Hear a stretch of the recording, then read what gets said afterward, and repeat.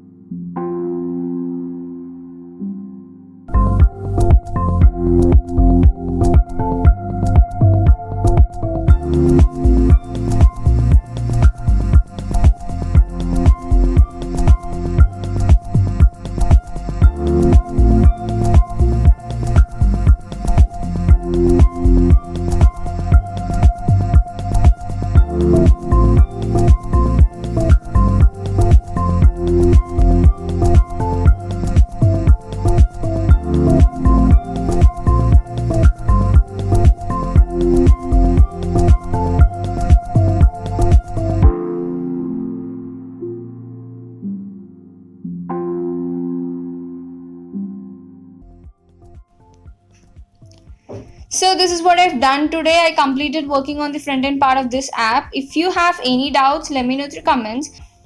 If you are new to my channel, don't forget to subscribe to my channel and hit that bell icon so that you'll never miss an update from my 100 days of coding challenge and other interesting coding stuff. Thank you.